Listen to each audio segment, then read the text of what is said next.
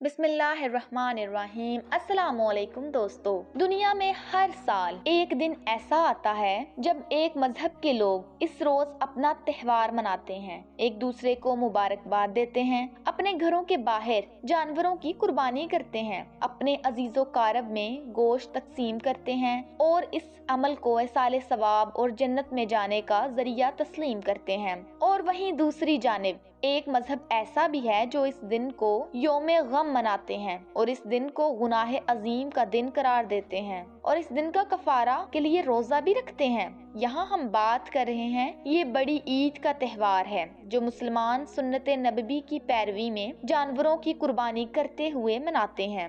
ऐन इस दिन जैनमंद के मानने वाले इस दिन गम मनाते हैं और अपने नजरियात के मुताबिक मुसलमानों की जानिब से किए जाने वाले इस काम को गुनाह अजीम करार देते हैं और इसके कफारे के लिए एक रोजा भी रखते हैं। आखिर ये लोग ऐसा क्यों करते हैं, आइए इस वीडियो में जानते हैं। दोस्तों, जैनमंद के पैरोकार का भला ईद उल अजहा से क्या ताल्लुक, हम बताते हैं आपको। मुसलमान दो तरह की ईदें मनाते हैं, एक ईद उल फितर और दूसरी ईद उल अजहा। पहली माह रमजान के रोजे मुकम्मल होने की खुशी में मनाई जाती है और दूसरी ईद उल अजहा जिसे मुसलमान बड़ी ईद भी कहते हैं, इस्लाम के एक रुकन हज के इख्तिताम पर मनाई जाती है। दोस्तों, ईद उल अजहा का दिन कुर्बानी के हवाले से भी दुनिया भर में मशहूर है। ये वो दिन है कि दुनिया के हर कोने में बसने वाले मुसलमान सुन्नते नबवी की पैरवी में अपनी इस्तायत के मुताबिक कुर्बानी करते हैं और इसका गोश्त गरीब लोगों में तकसीम कर देते हैं।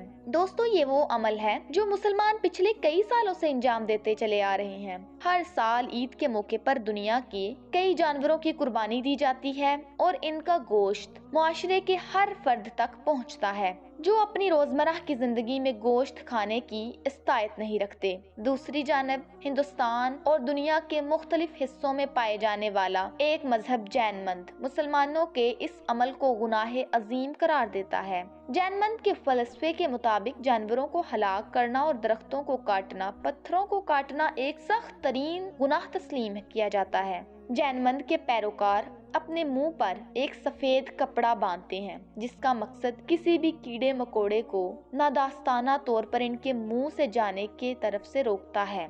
इसके अलावा जैनमंद के पैरोकार अपने साथ मोर के परों से बना हुआ एक झाड़ू रखते हैं और वो जिस जगह बैठते हैं वहाँ जमीन को इस झाड़ू से साफ कर लेते हैं, इसलिए कि कोई कीड़ा मकोड़ा इनके नीचे आकर मारा ना जाए। दोस्तों, यही वजह है कि मुसलमानों की जानिब से ईद के रोज लातादाद जानवरों की कुर्बानी किए जाने के बायस जैनमंद के पैरोकार इस दिन योमे गम मनाते हैं। जैनमंद के साथियों का कहना है कि अचानक अगरचा मुसलमानों को जानवरों की कुर्बानी के अमल से रोक तो नहीं सकते, लेकिन अपने तौर पर इस अमल का कफारा अदा कर सकते हैं। लिहाजा इस दिन जब आलमे इस्लाम में ईद उल अजहा मनाई जा रही होती है तो जैनमंद के पैरोकार रोजा रखते हैं। जैनमंद ईद उल अजहा के दिन रोजा रखे जाने वाले इस रोजे को अयामुल बिल का नाम देते हैं। जैनमंद के पैरोकार इस दिन सिर्फ उबली हुई अनाज खा सकते हैं। इस रोजे में घी, तेल, चीनी और मिर्चें, चावल, हरी सब्जियां और किसी भी किस्म के खाने से